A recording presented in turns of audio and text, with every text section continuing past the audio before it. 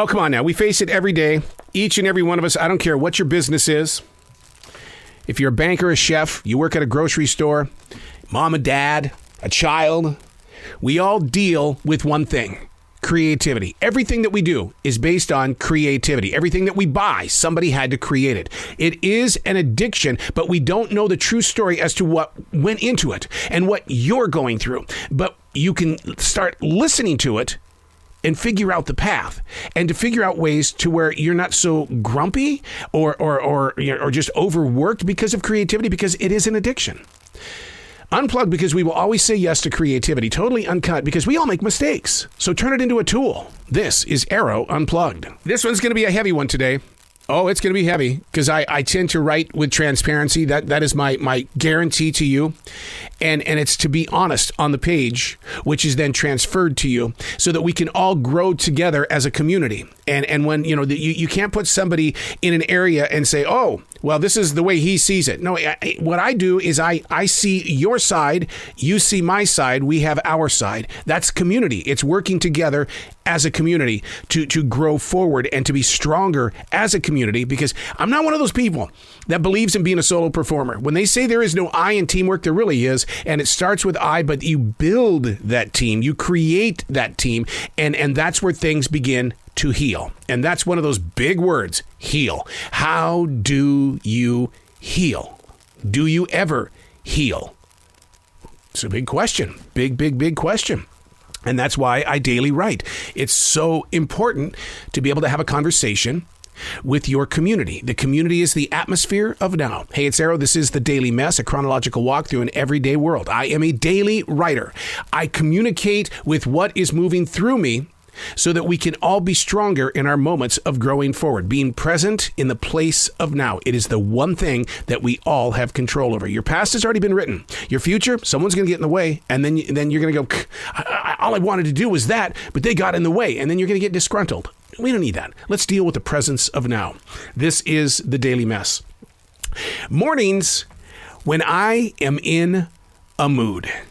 Oh, can you relate? Those mornings when we wake up and we are in a mood. It's nothing new for me. I wish I had been a daily writer while doing all of those morning radio shows back in the 80s and 90s. The mental bouts that I faced, just totally tore me to shreds in the hours leading up to that open microphone. See, creative people are collectors of energy. Good energy, bad energy, ugly energy, unexplained energy. It's all headed straight for a creative mind, body, and soul. And I wonder if it's because so many creative people look at moments of darkness and say, there's my fuel maker, to take what's being experienced and just turn the cheek. Having that much confidence cannot be good on you. It's got to be mentally dangerous. We can't deal with all mood swings. It's as if this beast moves in, squats down, and takes over your soul with no reason to ever let go. So here's a few words I want you to plant inside your forest. Awareness, transparency, activation, learning how to deal with the truth. So there's 4 words: awareness, transparency, activation, truth. It helps heal. But does it ever go away? Now, that's a question that I would have probably asked myself at the age of 17. I got all of these going inside of me. What am I supposed to do? Now, I do know that in all the years before I was 17, I had no clue what these feelings were all about.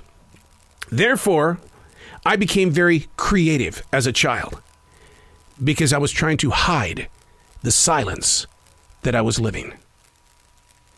Mornings when you wake up in that mood.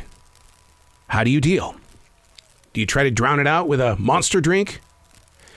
Get some coffee?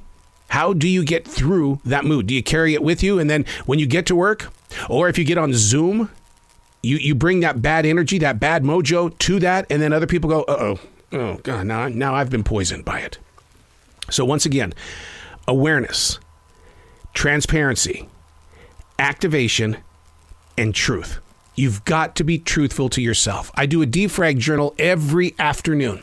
That defrag journal is breaking stuff down. I ask myself questions. That's all it is me asking questions and me answering those questions. And do I get along with that person? Not always. Oh, no. Neither one of them. Really, they're like two completely different people. The interviewer and the one that's being interviewed.